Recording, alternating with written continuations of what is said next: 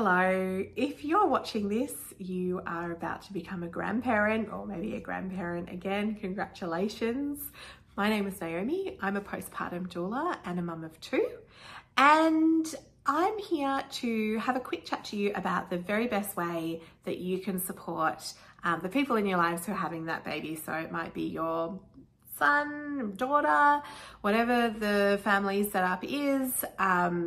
I just want to share with you some of the best ways that you can support, because you're coming into a new role too. Even if you've been grandparents before, you haven't been grandparents to this particular baby and been the support that this particular couple needs. So your role is vital. Your support is everything. And I think grandparents often don't realize just how powerful they are in terms of influencing someone's postpartum experience. For starters, no one ever forgets how they were treated in postpartum. I'm sure that you probably remember things that happened to you, 30, 40, however long ago it was that you had children, and how people spoke to you, how people treated you, the kindnesses as well as some of the less nice things. So I really think it's important to bear that in mind, and we want to use our power for good, not for evil. I hear so many stories about grandparents who are probably very well-meaning, but just get it very badly wrong. And I don't want that to be you guys. And it's not coming from a place of maliciousness, usually.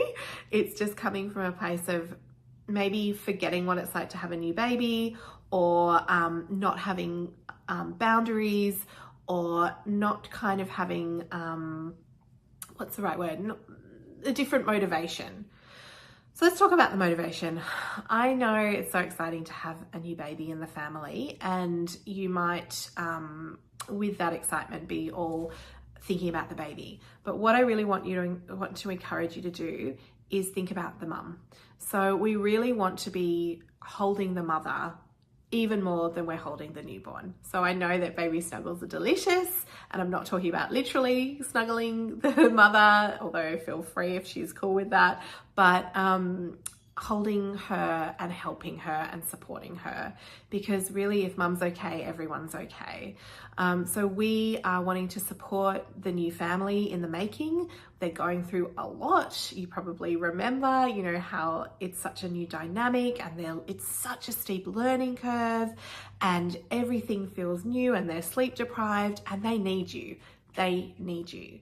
So thinking about, okay, how can I support and how can I help? Now, those are two different things. So help is an analogy that I've heard is, okay, you're at the beach. Help is the lifesavers who are there, who are patrolling the beach, who have put the flags up, who are maybe rescuing people if they need help, who are spraying vinegar on blue bottle stings. Support is the friends that you're with who are going, yeah, go on, you can do it. I know it's really cold, but you can do it. You've got this. So that's kind of the difference. So grandparents are in the unique position of being able to both help and support.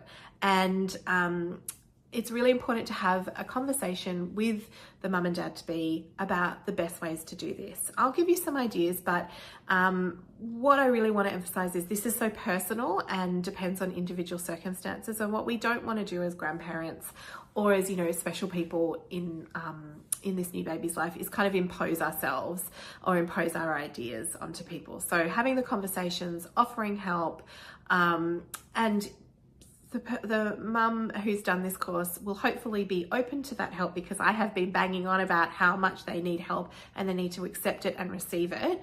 So hopefully when you offer or you're asked, then everyone will be simpatico. So what kind of things can you do to help? Basically, we want to take everything off the mother's to-do list so that she can rest. Rest is the number one thing that's going to help her recover, help her establish breastfeeding, help her pelvic floor. Rest is massively important. Without rest, you can have all the other things in the world, but it's not going to help. So if she's got an overflowing laundry basket or a filthy house, chances are she's not going to feel comfortable resting. So you could think about doing something like having, getting fresh sheets on the bed when they're about to come home from hospital, for example, and just doing a quick clean of the house.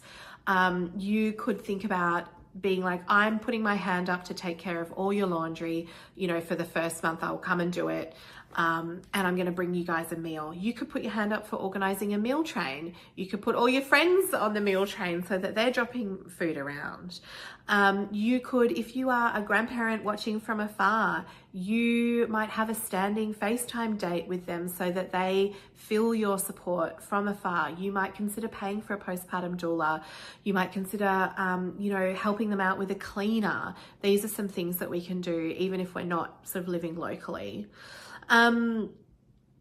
So those are some ideas for help, you know, all the practical stuff. Like if you think about all the things that they have to do to keep their house running, what can you step in and help with? If this is not your first grandchild and there's an older sibling, you guys are going to be an absolute lifesaver, because you will be able to step in and help. Older siblings can be really disruptive to getting rest and lying down and taking it easy and all of those things. So if you can kind of help out and be there for the older child, and this is something that, you know, you can start talking to a couple about in pregnancy, like how can I best support you with them? Do we need to start, you know, practicing some park outing, like depending on what you already do with that grandchild? Do we need to start practicing some sleepovers? But you will have a beautiful opportunity to deepen your relationship with the older grandchild while you're doing a huge service for that family. The other thing I want to talk about is support. So we've talked about some sort of practical help.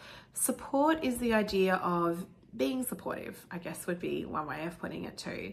So I know you've had children and babies, and you've probably been around, you might have even had, you know, other grandchildren that you helped out a lot with, and your experience does count and it does matter. But I think it's really important to remember that this couple is finding their own way in their unique circumstances with their unique baby.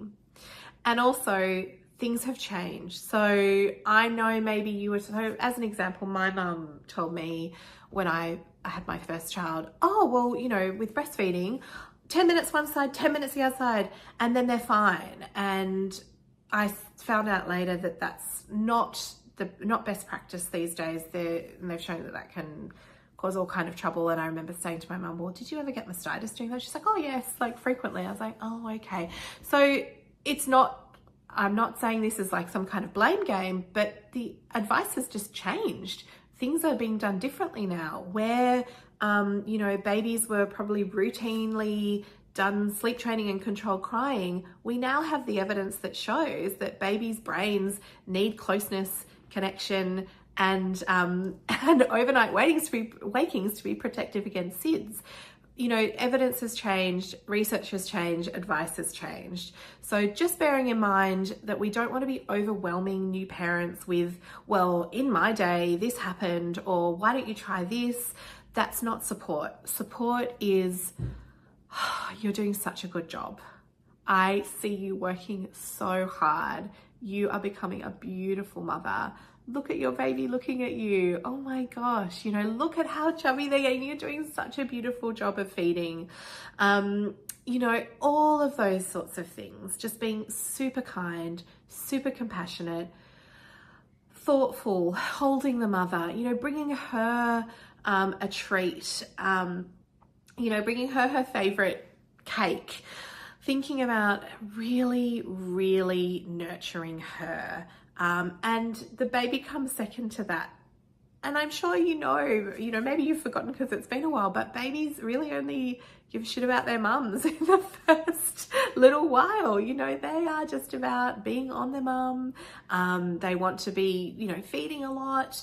And so trusting that, you know, you will get the baby snuggles and you will be able to play a more active role in their lives. But right now, the best thing that you can do to support that new family is by really holding the parents. It might look like saying to them, you know, can we come over and, you know, if it's a baby who only wants to be held to sleep, like we'll happily come and hold the baby or take them in for a walk in the pram or with the carrier if you guys want to have a nap together, you know, or, you know, why don't we drive you to the appointment so you can have a massage, and we'll make sure that the baby's okay so that you can be okay to do that, you know, or to the, you know, partner who loves to go for a surf, you know, can we come and be there so that mum's not alone while you go for a surf? Thinking about things like this. Obviously this requires conversations, and I'd be encouraging you to have those conversations in pregnancy and not waiting until postpartum. Find out what they want, what they need. You could tap back into how you felt. Think about what you would have loved, what you needed at that time. Remembering rest, nourishing food are probably the two biggest things that you can support and facilitate. I hope that's given you some ideas. Also, the other thing to say is that I'm encouraging these couples to set some boundaries around what their needs are. So I just want to say, don't take it too personally. If you get told, you know, we don't want you coming over today because last night was really shit, or, you know, Sunday afternoons are just not a good time for us, or whatever the case might be. Please don't wear perfume. Please don't take it personally. They've thought about this. This is not easy for them to say, but they're doing what is best for them in this very vulnerable, very raw time. I know you're going to be awesome grandparents and super supportive, and I wish you all the best for a very positive postpartum and lots of baby snuggles.